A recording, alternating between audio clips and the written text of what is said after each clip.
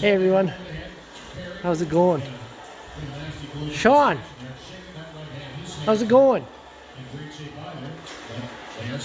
He's busy with the cat. Well, lots of things going on here today. So actually all three of our cutters are down right now. 4994 or 4990, sorry. I'm thinking of Case International big tractor. It has a fuel return line right here, and it's rotten because I can actually pick the rubber off with my fingernail, and it's leaking fuel onto the manifold and it wants to start on a fire. So I cut it and I shortened it, and it's still not good. It's only good to about right. It starts to get good here. This thing is the heat. The heat dries it out, rots it, dry rots it, and then it's no good. So I don't have enough to reach. So I'd have to cut it here. This is like steel braided line. So I'm just gonna get one and put it on there. The Moco is over there on the MX210. We thought it was the gearbox that went out in it, and what it was the, I don't have that hub there. It was the spline shaft goes into a hub, and the teeth sheared on it. So John Deere had one for $509. It's about the size of a hamburger with a spline shaft on it, or a spline piece on it. And so they had two. So I'm glad it wasn't a gearbox, because it was $3,800 and some cents. Who cares? It's too much. So if I didn't find a used one, that was a problem, then we probably would have parted it out. But anyway, we went back, put it all back together, and then we broke the skid shoe. It wore out and cracked. So I had bought this one quite a few years back for it, and then it turns out it doesn't fit. The ears are too close together, Sean. They're too close together. So this thing's pretty old. It must be about 6-7 years old, and should always try it before, right when you get it. Should just threw it on. But anyway, I could just cut these off and move them whatever it's supposed to be. I'd have to match it to the old one, and then this one would work. So that's probably what I'll do. In the meantime, I'm fixing this one up and just putting some strips of some steel on there from my scrap pile, and you can get back going for a while. Actually, that one will last for a while now. So, but anyway, when I take the other one is still good, so I can take that one off and get the right measurement from it. So I'm not 100% sure with this one, so I wanted the better one to use. So then I got the parts for the case, and this is what happened to the old one. This bearing went out here, and it pounded that, broke that, and that little bearing caused a lot of problems, which you should have changed them.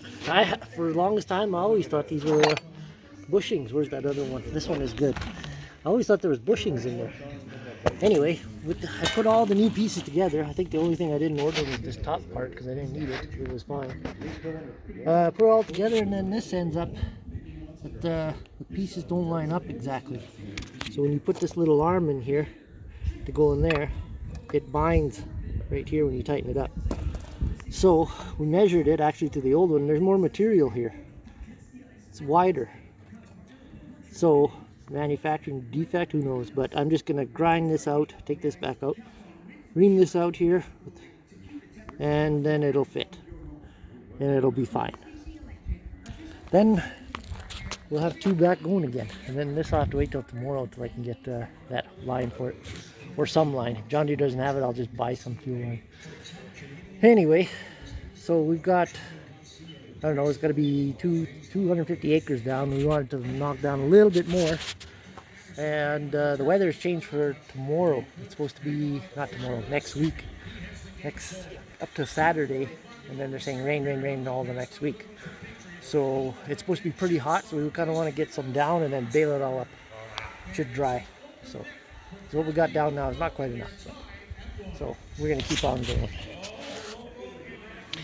Well, I got the other plate welded up on there. and I got it double welded, triple welded in front because this is where it's going to grab. So now I just got to flip it over here because it's still hot.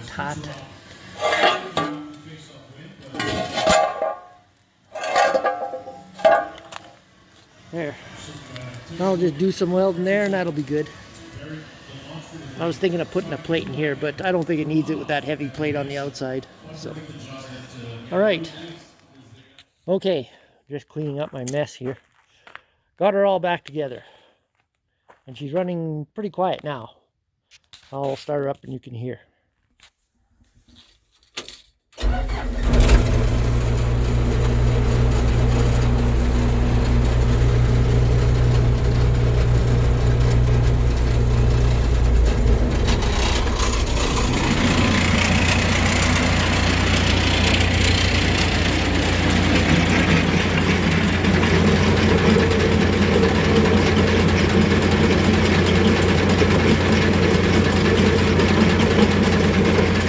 The rest of the header's making more racket now.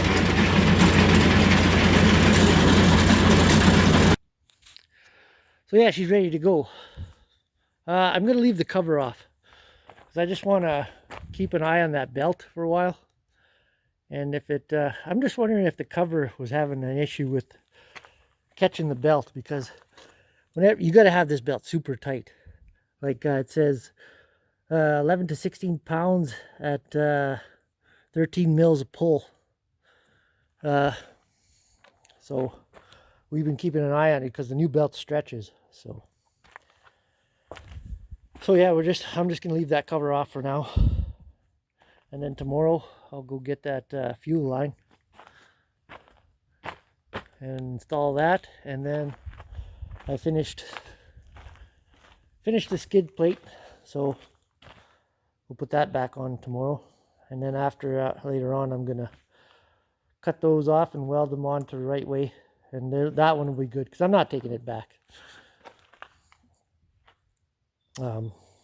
Yeah, so that's all for today. I was just talking to Straight Pipe Bakers. It's dark already down there, and the sun is still up here just in the shade right now. So anyway, thanks for watching. Talk to y'all later. Make sure to click like for the video and leave your comments down below.